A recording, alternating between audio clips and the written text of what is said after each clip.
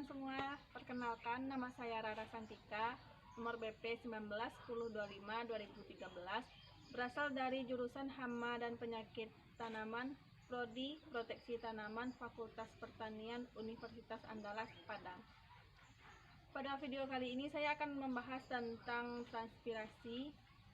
Yang pertama itu saya akan menjelaskan transpirasi dulu, itu apa.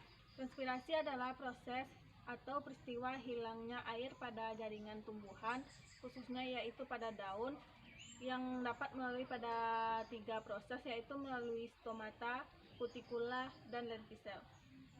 Yang sebenarnya proses transpirasi ini adalah proses penguapan air dari dinding sel atau dari daun tersebut. Faktor-faktor yang mempengaruhi transpirasi itu ada faktor internal dan juga faktor eksternal, di mana faktor internal adalah faktor yang berasal dari tumbuhan itu sendiri atau berasal dari dalam tumbuhan itu sendiri. Contohnya lebar daun. Apabila daun itu lebar, maka proses transpirasi juga akan semakin banyak. Yang kedua itu stomata daun. Apabila stomata terbuka lebar, maka proses transpirasi itu akan juga semakin cepat. Yang ketiga yaitu kutikula atau lapisan daun. Semakin tebal daun tersebut, maka proses transpirasi itu akan semakin lambat atau semakin sedikit. Yang kedua itu ada faktor eksternal, yaitu faktor yang berasal dari luar tanaman itu, contohnya seperti suhu. Apabila suhu tinggi, maka proses penguapan akan cepat dan proses laju transpirasi juga akan semakin banyak. Yang kedua yaitu cahaya matahari. Di sini cahaya matahari sangat berperan penting dalam proses laju transpirasi. Apabila cahaya matahari itu banyak masuk, maka stomata akan terbuka lebar dan proses transpirasi akan berjalan dengan cepat. Yang selanjutnya yaitu angin. Apabila angin banyak, maka angin akan menyapu uap-uap yang berada dalam permukaan daun tersebut, maka proses transpirasi juga akan semakin banyak. Selanjutnya, kelembapan.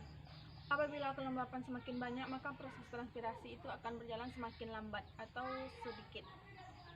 Transpirasi itu ada transpirasi cepat dan juga transpirasi lambat. Pada percobaan kali ini, saya akan mencobakan yaitu transpirasi cepat pada betadine atau nama latinnya yang disebut Jatropha multifida. Dan pada percobaan kali ini, kita akan menggunakan alat dan bahan yaitu tumbuhan yang akan kita perlukan, yaitu betadine dan juga manggis tadi. Yang kedua itu ada plastik untuk membungkus daun tersebut, dan juga ada saya menggunakan selotip, atau teman-teman juga bisa menggunakan tali ataupun untuk mengikat yang lainnya. Cara kerja pada pengamatan proses laju transpirasi ini itu cukup mudah, yaitu yang pertama kita siapkan alat dan bahan. Selanjutnya kita pilih satu daun dan kita masukkan ke dalam kantong plastik tadi, dengan syarat kita tidak melukai daun tersebut.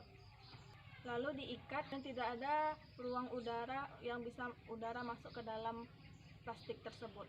Pastikan plastik tersebut tertutup rapat. Selanjutnya kita tunggu selama 2 jam dan amati apa yang terjadi. Oke. Pada percobaan kali ini sebaiknya kita melakukan percobaan pada cahaya matahari yang cukup, yaitu pada pukul 10, antara jam 10 sampai jam 2 siang. Karena itu adalah proses di mana matahari itu banyak mengeluarkan cahaya, dan yang faktor utama untuk terjadinya proses laju transpirasi ini yaitu cahaya matahari. Di mana apabila cahaya matahari itu semakin banyak, maka proses transpirasi juga akan berjalan dengan lancar, dengan cepat, dan juga akan menghasilkan uap yang banyak.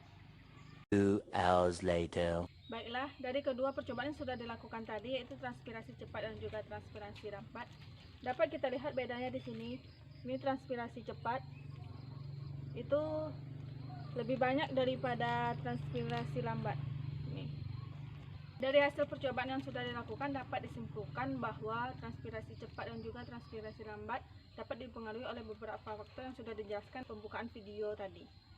Pada transpirasi cepat, kutikula pada daun betadine itu lebih tipis dibandingkan dengan kutikula yang ada pada daun manggis. Hal inilah yang dapat membedakan proses transpirasi antara proses transpirasi cepat dan juga proses transpirasi lambat. Baiklah, sekian dulu video saya pada kali ini. Jika ada salah, saya mohon kritikan dan juga saran dari teman-teman semuanya. Saya akhiri dengan Assalamualaikum warahmatullahi wabarakatuh.